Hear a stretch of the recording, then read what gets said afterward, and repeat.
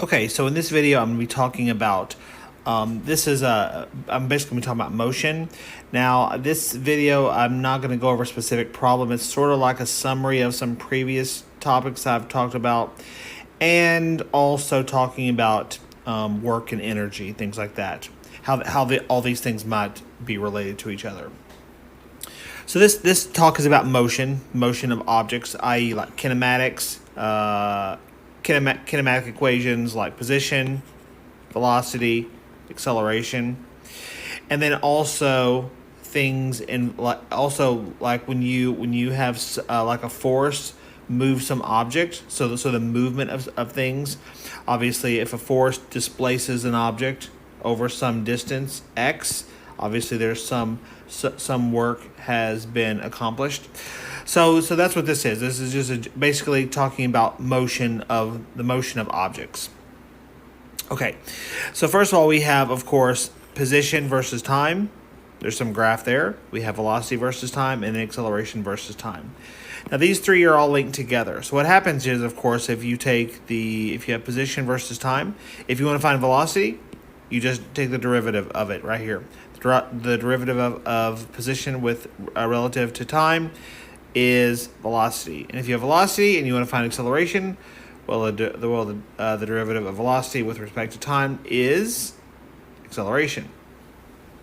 So to go in this direction, you just take the derivative, okay? But if you want to go in the opposite direction, if you want to go from acceleration to velocity, then you have to integrate, right? So here, if you're going this way, you want to find the velocity, then you have to integrate a with respect to t. If you're at v, you integrate and you'll find p if you integrate v with respect to t. Now, there's of course a thing to worry or be concerned about when you're integrating. If you're going, for example, from acceleration to velocity, if you integrate it, great, you'll end up with some function, but you won't know where the function hits the where the y-intercept is. So if it looks like this, let's say you integrate it, it looks like this. The function looks like this, a line. Well, it could be here, but it could be here, could be here, could be here, could be here, right? And so it could be parallel to this, like this, but you don't know where it's at. So it could be here, here, here. So that's the purpose of the C, right? The C is basically like initial conditions, right? And so if you're given these initial conditions, then you can like firm up or place this line accordingly, right? You can give it a y-intercept. But if you're just taking the derivative, then you have all the information here. If you're going from here to here, you already have all the information. You're sort of like shedding information. And here you're trying to like get additional information. And the additional information is this plus C. Okay? Now, down here, we're talking about forces. F is a force in newtons. And then the displacement of some object here, right? So, of course, if you take some force, here, for example, in this example here, you could say the force as you displace some object, the more you displace it, the stronger the force is. So the force gets stronger and stronger and stronger and stronger. In this case here, the more it's displaced. And of course, if you do the area under the curve, then that's the work done by this force on the object. Okay.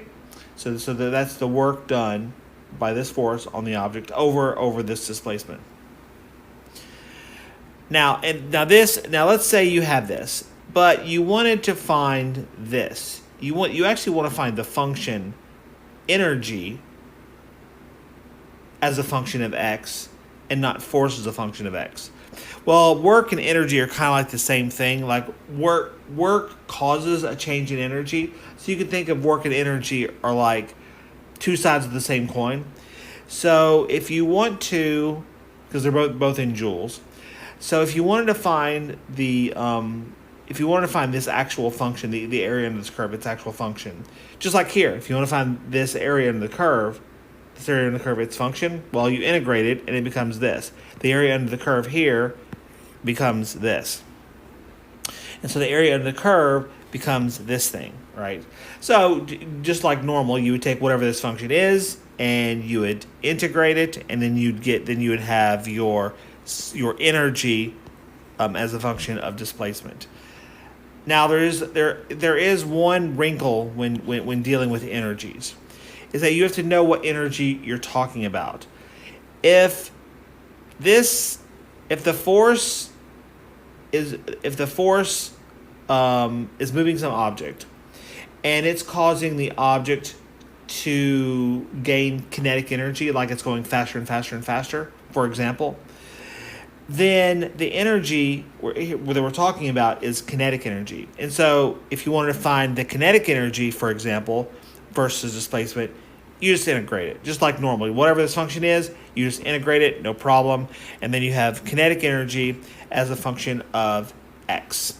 But there is a problem, though, is if you're dealing with potential energy, and specifically potential energy that's conservative, right?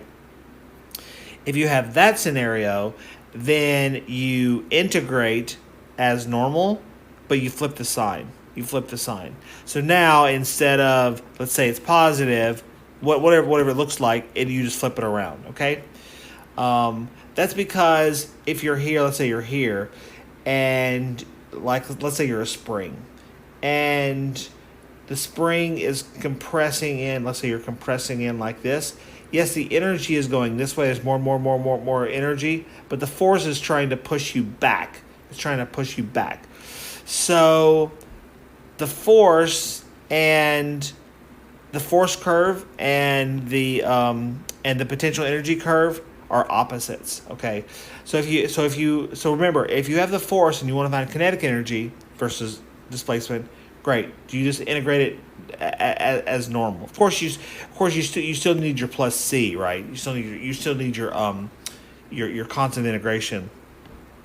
But the difference is that you have to, whatever answer you get after you integrate it, you have to negate it. Okay, you have to negate it.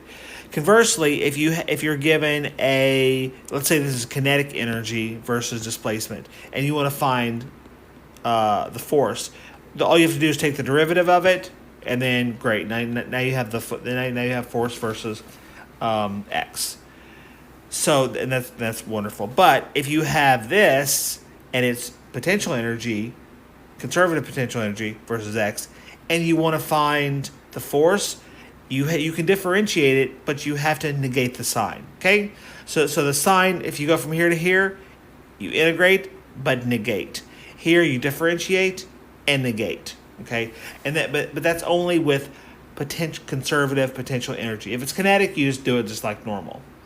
Anyway, this video, like I said, was just kind of like a summary of motion, whether it's kinematics or we're talking about work and energy.